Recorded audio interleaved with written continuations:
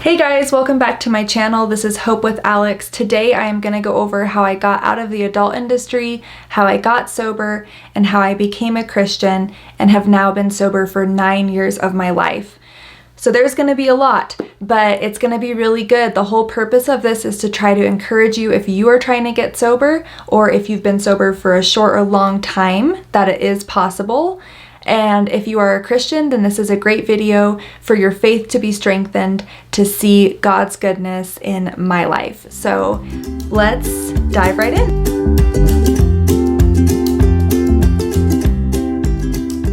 I'm going to break this video into 3 different sections. The first section is going to be about who I was before I got sober and what I did. The second part of this video is going to be how I got sober.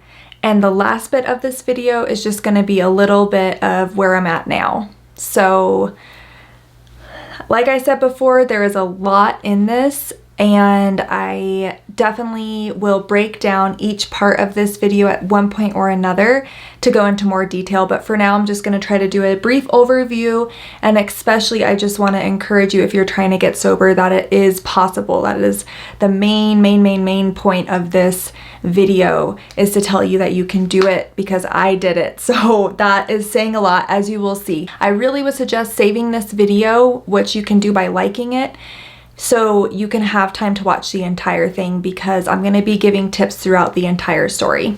All right, so let's dive into part 1.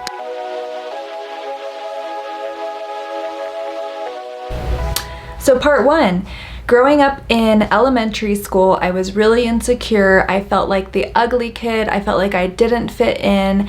So once I got into middle school and I was introduced to alcohol at the age of 13, I loved the way it made me feel, because it took away all my insecurities and it made me feel funny, it made me feel pretty, and it made me feel loved. Even though I got alcohol poisoning the very next day, I was hooked. I loved this feeling. So that created my addiction, because I find that when you run from your emotions, which in my case was feeling insecure and ugly and low self-esteem, through not addressing those issues, once you find something as an addict that kind of counteracts it or numbs those feelings, then you're hooked. When you're not drunk anymore, then obviously you're going to feel those insecurities again, and then you're going to drink again. So it just starts this vicious cycle that's never ending. And I will mention, around the time that I had my first drink till about age 16, my parents fought a lot, and they did end up getting a divorce. So I think that some of the friction in the household absolutely attributed to my feelings of insecurity. Anyways, I got addicted to cocaine when I was 14 years old, once I got into high school, and drank and smoked pot. And I actually ended up getting sent to a correctional facility when I was 15 years old, which was a really crappy place, really crappy. And I won't go into too much detail about it, but just for example, you couldn't even look at the stars because it was considered a runaway plan, because they thought that you were trying to look at the cameras and the fencing, and it was a pretty intense place. So my mom feels very bad that she sent me there, but her and my dad didn't know what was wrong with me. I was sneaking out of the house, I was rebelling, I wasn't listening to them. I absolutely understand why they did it. But when I came back from this correctional facility 3 months later, I had a ton of anger towards them, and it only fueled even more these feelings of insignificance, and like I was the outcast of the family. You know, I had an older brother, I had a younger brother, and I just thought that they hated me and were embarrassed, and I was just this huge disappointment to the family. So it definitely didn't help with my feelings of worthiness. And this led to depression and suicidal thoughts and worthlessness. So actually, going back really quick to the age of 8 years old, this is how I know there is an enemy in this world, because why would an 8-year-old little girl have thoughts of suicide? It's not from God.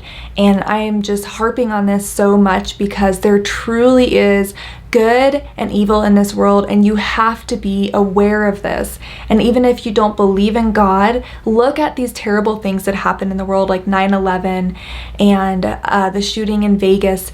That is evil. Those people that did that, they were being fueled by evil thoughts. It's not from God. So that just points to the truth that God does exist. And I obviously didn't attempt suicide when I was 8 years old, but I felt just so insignificant. So I never addressed those issues. So of course, when I had addiction and alcohol and drugs come into play, the suicidal thoughts did not go away. And there was one time where I did try to commit suicide. And when I realized that I really might not wake up, I took some pills and mixed it with alcohol. And by some, I mean obviously a lot of pills. I got really scared and I realized, okay, I actually don't want to die. This was just a cry for help. So I made myself throw up, and I obviously was okay. But I also cut my wrists all the time since I was about 14 years old. I cut my wrists, and that was to feel something, because as an addict, I feel like you numb yourself, and to cut your wrist, it helped you feel pain, and in a way it reflected the pain that you were feeling emotionally. So I remember always having an ace bandage on my wrist when I went to high school, and I would just say I fell when I was drunk. And then people that kind of knew, who were in my circle of friends, them noticing and them saying you shouldn't do that, it helped me feel good. It helped me feel like somebody cared.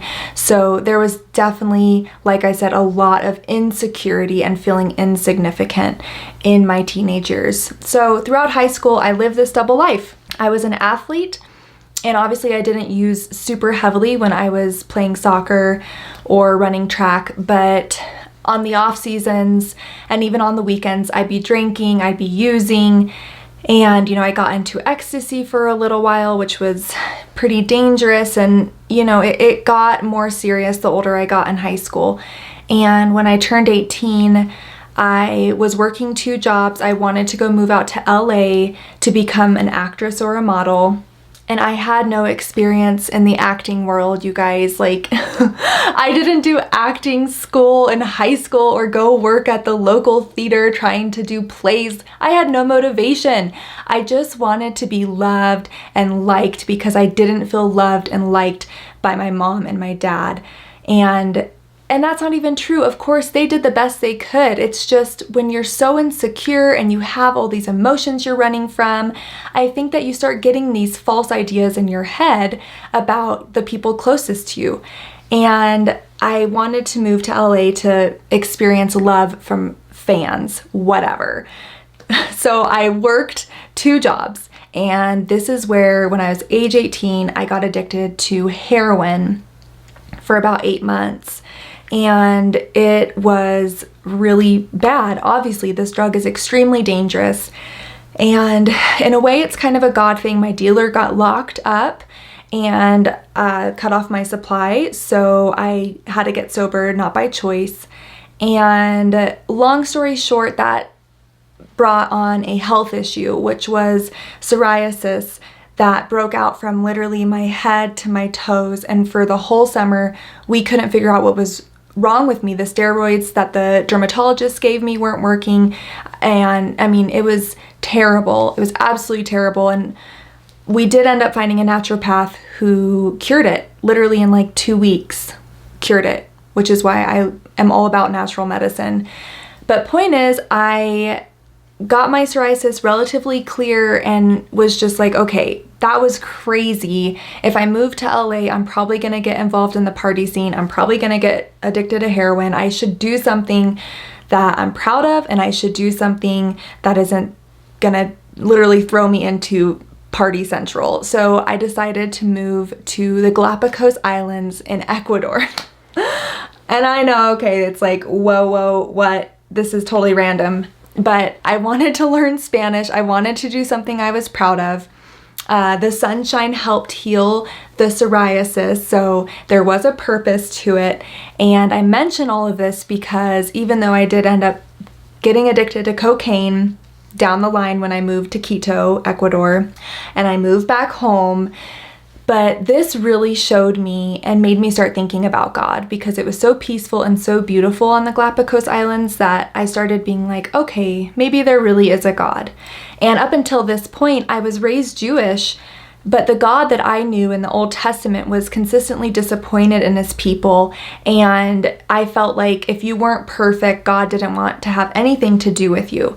And there were times, I'd pray, especially if I was scared I had overdosed or something. You guys probably get it if you're an addict. You have those prayers where you're like, God, I swear I will never drink again if you just help me not throw up anymore.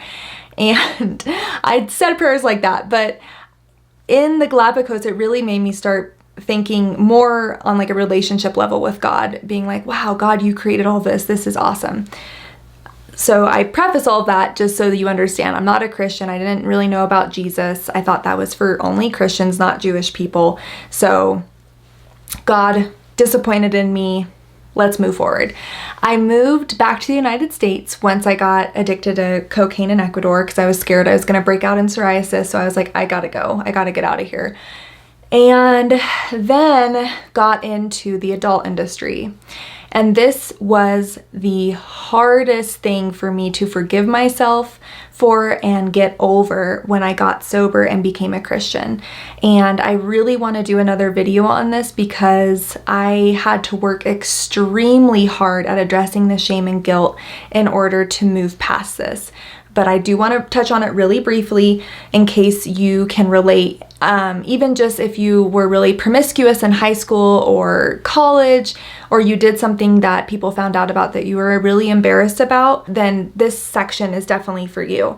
So I got involved in the adult industry, and I got involved in the adult industry because it's so odd, but addicts and alcoholics, I feel like when you can't have your drug of choice, which for me was heroin because I was scared of getting psoriasis, it's like you have to fill this void in your heart that addiction leaves you with, and you have to do something to numb the pain and keep running from your emotions. So for me, the adult industry turned into my heroin, if that makes any sense. It probably does if you are an addict and you're sober now.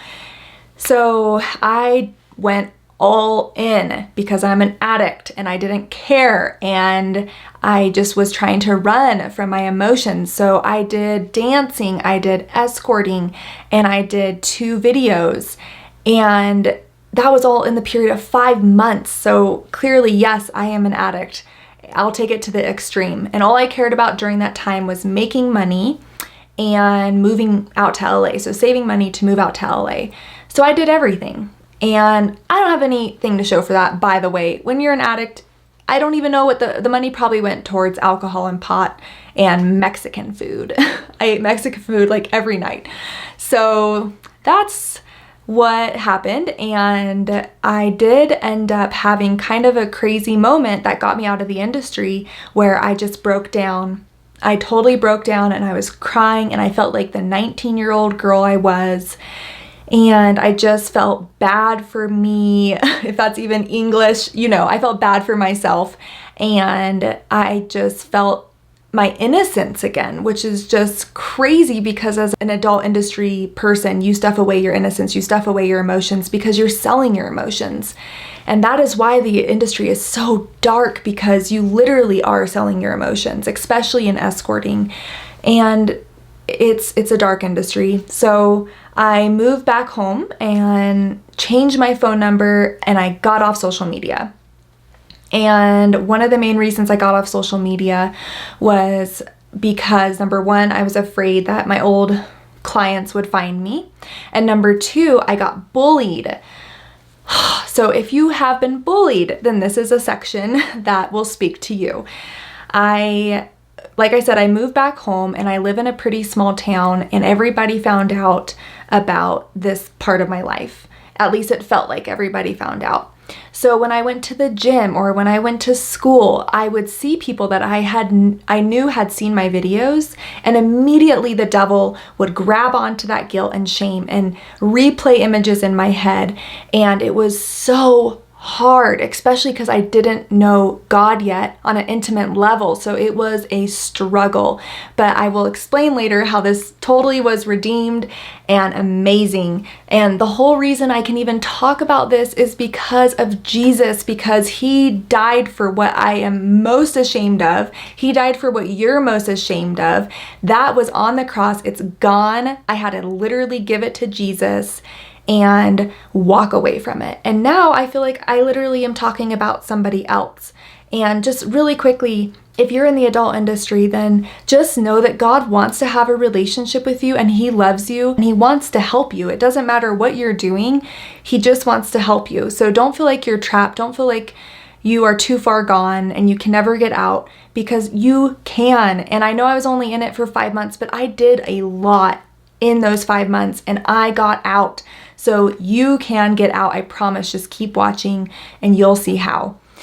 So I moved back home and I enrolled in the community college, still was drinking. I think I probably got sober even for about a month, and this whole time I'd gone to AA off and on since I was like 16 years old. But, just every now and then I have so many 24-hour chips. It's not even funny. Anyways, that following semester, I got a hold of heroin and crack cocaine, which I feel like I'd been kind of looking for since my dealer had gotten locked up all those years ago. All those years ago, 1 year ago, I was 19 years old. But the point is, I got a hold of heroin and crack cocaine, and this is where I really hit a crossroads in my life. I used more than I had ever used before. As they say, you pick up where you left off, and it got really, really, really bad. I chopped off all my hair. I still struggle with acne, but with heroin, I don't know what it is, but you pick at your face. So I had all this acne. I was basically living in this crack house. It wasn't glamorous anymore. It was dark and people were dying. People were ODing. It really shifted my perspective, and I realized, okay, I can't really live this double life that I've lived since high school anymore. I'm going to class, but I'm going to class high. I'm not really doing the, like the homework, whatever. So, and my health is really bad. I have no energy to work out. My skin, my hair, I don't look good. I'm sick. And I realized I have to make a choice. I can either get sober or I can continue doing this and risk dying and risk ODing or getting locked up. So I had a choice. And this leads to part 2.